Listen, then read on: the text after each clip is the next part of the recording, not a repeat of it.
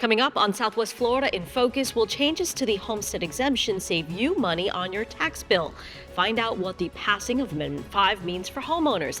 And President-Elect Donald Trump has promised a mass deportation of undocumented immigrants. We hear from an immigration judge about how this might impact the current backlog of immigration cases. That's coming up next on WGCU.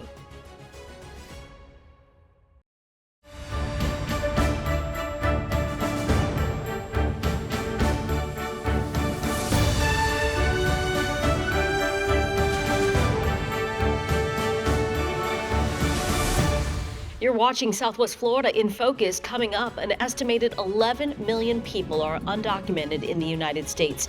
Today we look at how the crisis in the immigration courts impacts our local community and one man living right here in Southwest Florida. Inflation made its way to the ballot in the form of Amendment 5. Voters said yes to a change on the homestead exemption. We'll look at how it will impact property tax bills and how much homeowners can expect to save. Plus, we take you to an inaugural celebration of Romanian culture in Fort Myers. WGCU brings you to a fall festival celebrating Eastern European food, dance, and more. Hello, I'm Sandra Viktorova. Thank you so much for joining us. President-Elect Donald Trump has promised a mass deportation of undocumented immigrants. How the incoming Trump administration would deport anywhere close to the 11 million people estimated to be undocumented in the country is still unclear. For the undocumented people living in this country now, uncertainty about the future is nothing new. A years-long backlog of cases in our immigration courts means people wait years to find out whether they'll be able to stay here permanently. Today, we look at how the crisis in the immigration courts impacts our local community. Jose says his journey to an American life these last 5 years has been full of difficult moments. The Honduran citizen, who now lives in Lehigh Acres, asked that we not reveal his identity because he's a victim of domestic violence. I sleep one night in my car because I don't have any family in here. And I sleep in my car. I don't have any money to rent a hotel or to buy a food. Jose made the journey to the U.S. via Mexico, crossing the Rio Grande with the financial help of his ex-partner, a U.S. resident, who he says he loved. He dreamed of building a family together in Southwest Florida and finding success. I want to make my own business. Jose says he came to the U.S. for several reasons. He dreams of bringing his parents, too. He wants to protect them from the ongoing threat of gangs who demand extortion money from them. If you don't pay it, they can kill you. They can kill you or your family. Or they can rob you. His attorney, Ricardo Scarrett, says it's likely Jose will be able to legally remain in this country because his case is solid. There's evidence proving he was physically abused by his ex-partner in the U.S., but figuring out how to survive while Jose waits for a permit so he can legally work here isn't easy. The person has been about 3 years without a work permit. How does the Immigration Service expect a person to survive for 3 years without working in the United States? Jose, like millions of others, works illegally. Now in an office, before that on a construction site, at a grocery store, at a taco truck, as well as cleaning homes. He admits he feels guilty. I don't like it, but I have to work because I have to pay my bills. They have to subsist. Financially and economically, they have to eat. And because of the immigration court backlog, many of Scarrett's clients will not only wait for a work permit, they'll also be on hold for 4 years or more for a final ruling on their case. They may get a no, right? Oh, they may get a no. After 10 years of being here with a work permit, and then the government expects that person to leave after being here. I mean, justice has to be fast and economically feasible. I mean, if the cases are taking too long. So, asylum cases should be resolved within a year. They shouldn't be pending like 10 years like this. Jose hopes his answer will be the one he is waiting for so he can build the life he's been dreaming of. I hope one day, keep studying and finally have my job. Joining me now is Judge Denise Slavin, an immigration judge for 25 years now, currently retired, but has been called out of retirement previously to help with the backlog of immigration cases. Judge Slavin, welcome. Thank you so much for joining us. Thank you. Thank you for inviting me. So, Judge Slavin, let's start with this. Help us to understand how bad this backlog of cases really is. It's like a tsunami. It is horrible. We have 3.7 million cases pending in the immigration court at this time. And that means we have about 69 courts nationwide. That means we have over 4,800 cases per judge on average. Some have much more than that.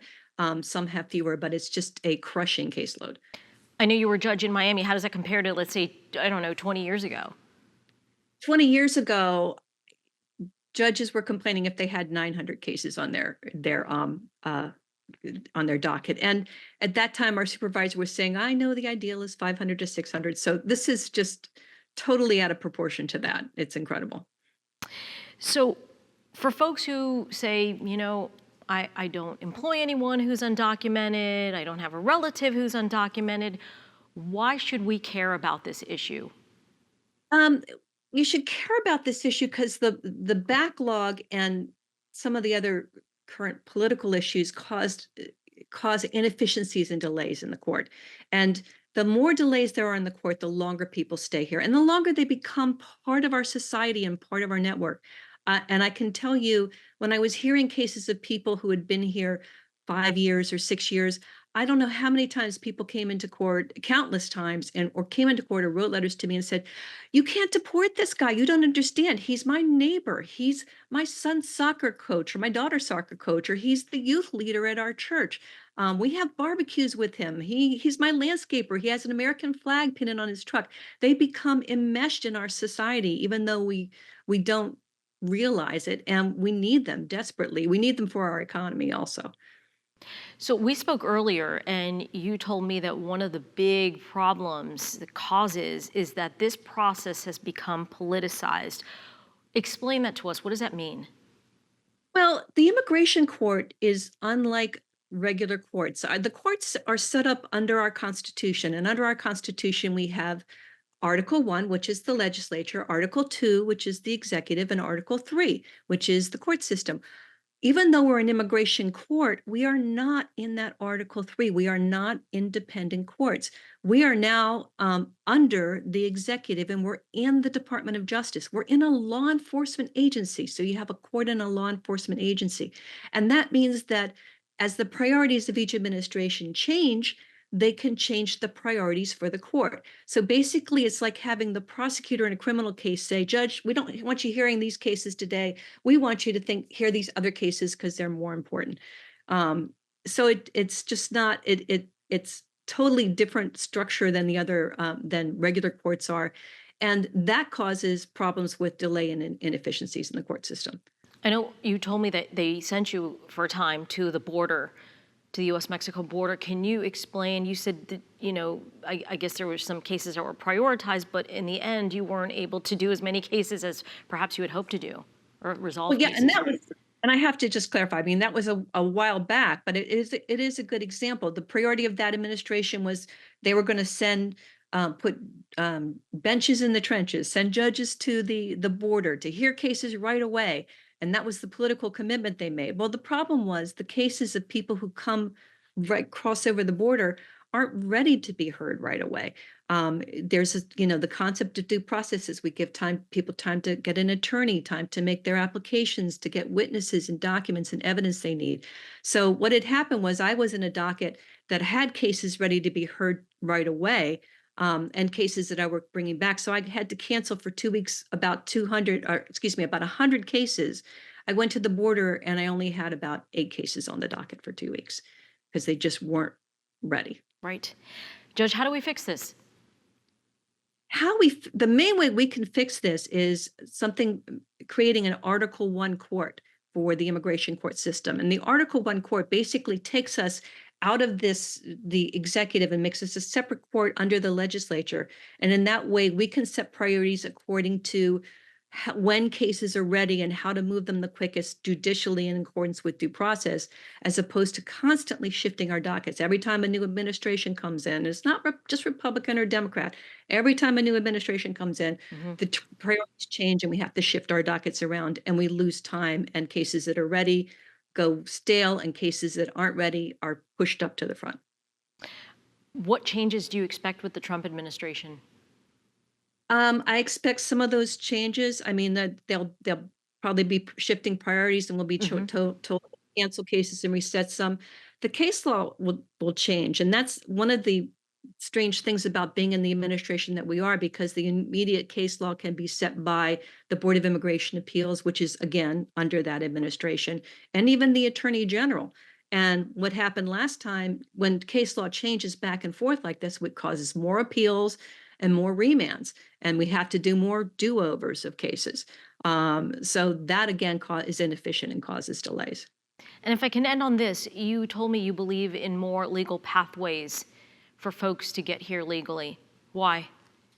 That's personally not my belief. In terms of addressing the border crisis, generally, I would say it's three things.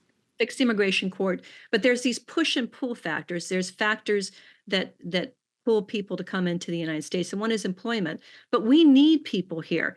I think I told you, it's a not so well-known secret that $13 billion are paid into the Social Security system by people who are working here without authorization under false Social Security numbers. So they can never get that money back. And it's supporting the Social Security Administration. In 2034, the administration is Social Security is predicted that they'll be depleted. With that, if we take these funds away, it's going to happen a lot quicker.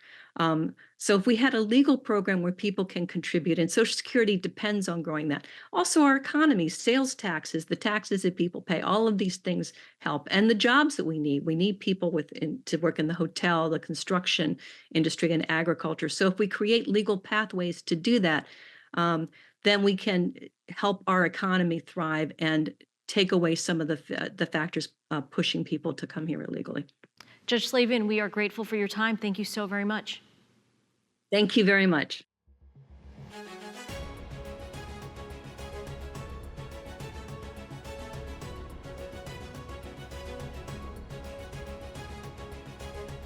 Florida voters overwhelmingly passed Amendment 5 to help keep their property taxes in line with inflation. But how much will homeowners really save? We talk to the experts coming up next.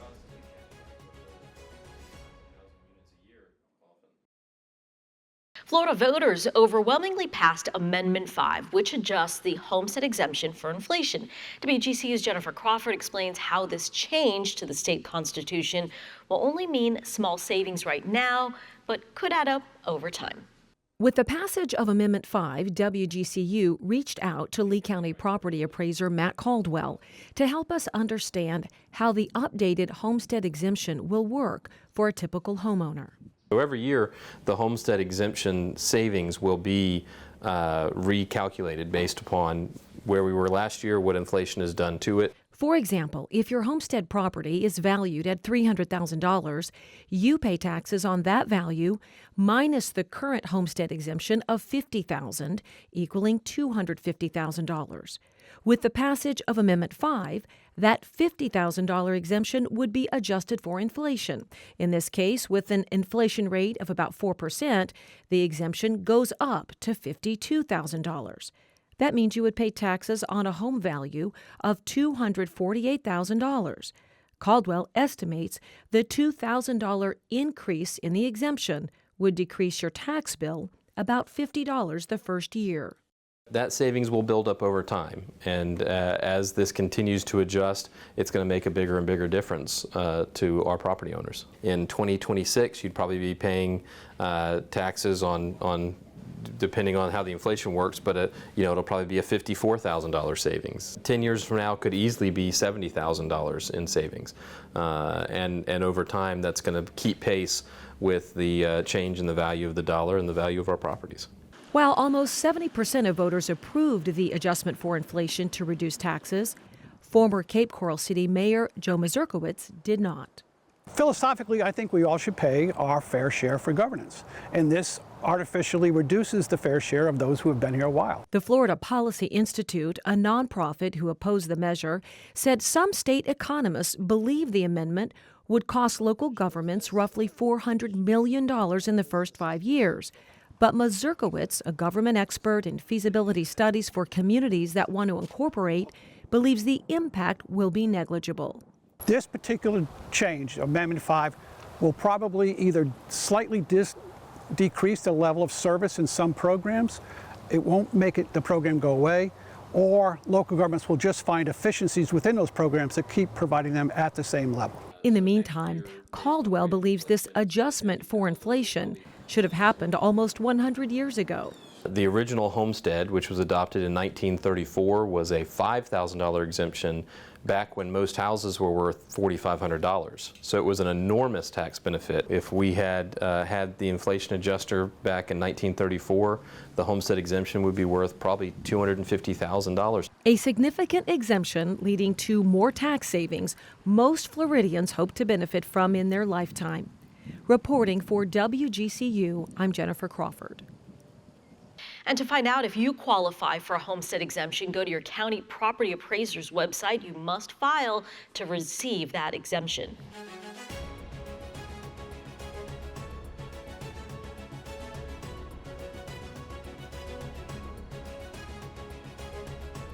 An update now on a story we recently brought to you. Palmetto Ridge High School has won the Collier County Supervisor of Elections 11th Annual High School Voter Registration Challenge. Schools across the county competed to see which one could register and pre-register the most voters among the school's eligible students. This year's challenge collected 776 voter registrations and pre-registrations. Palmetto Ridge gathered 178 applications.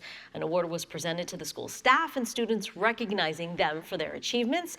Since its start in 2013, Collier's High School Voter Registration Challenge has registered and pre-registered nearly 9,500 students.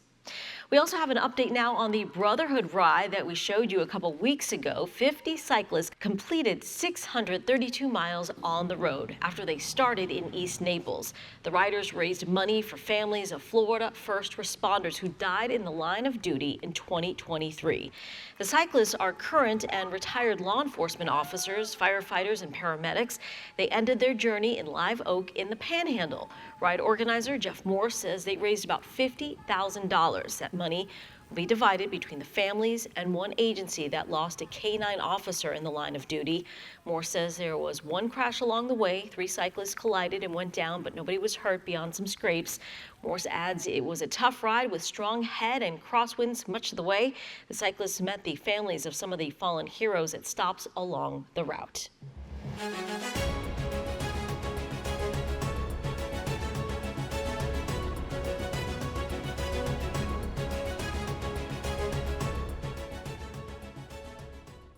Health professionals are raising alarms about what they're calling another potential pandemic: childhood obesity.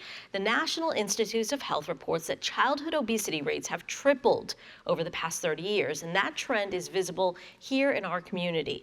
A recent screening of about 450 children in Immokalee revealed that nearly half are overweight or obese, a rate significantly higher than state and national averages.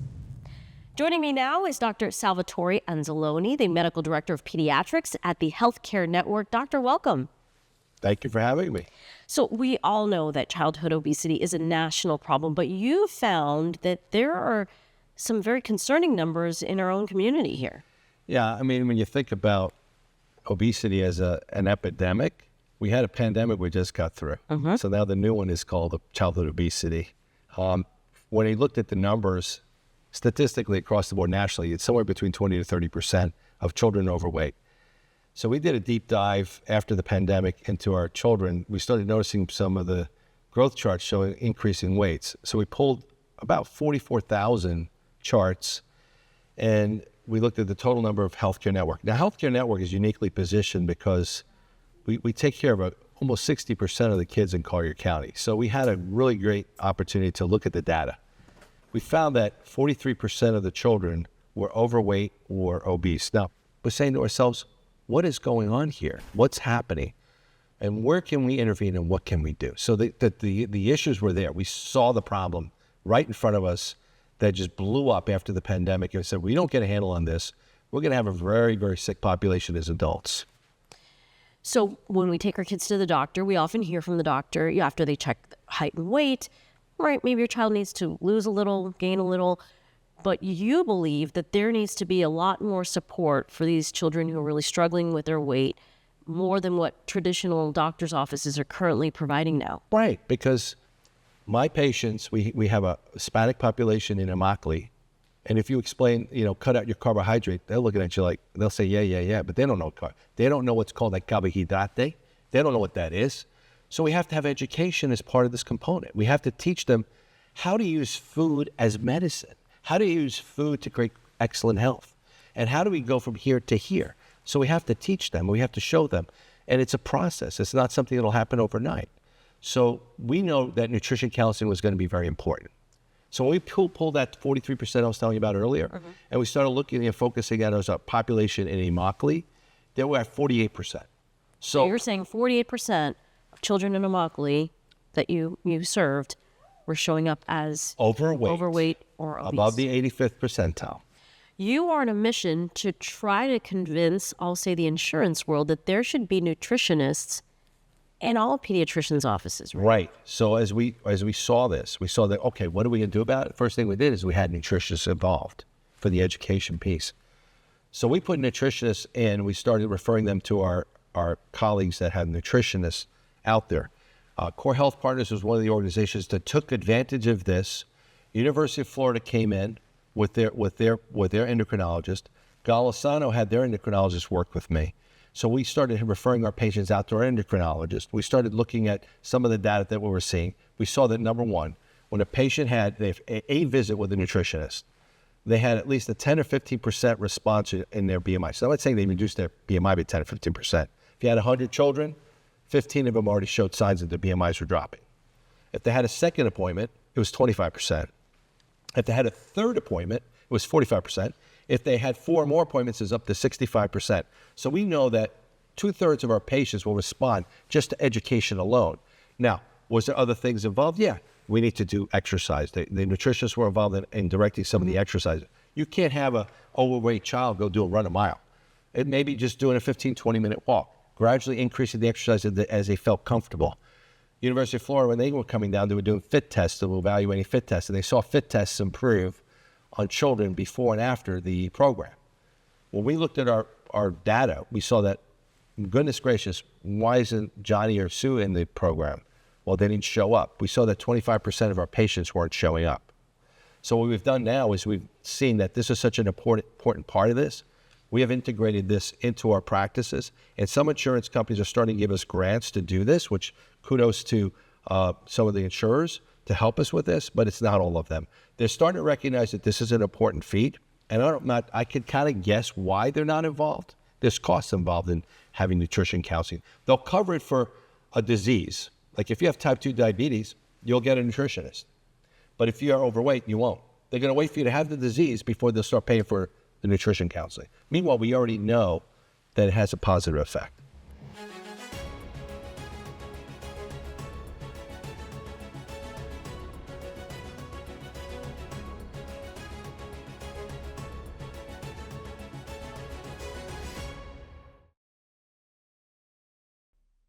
A local Romanian community celebrated its first fall festival right here in Fort Myers recently. The food, music, and dance brings an authentic piece of Eastern Europe to Southwest Florida. WGCU's Culture and Connections reporter Elizabeth Andarji has more.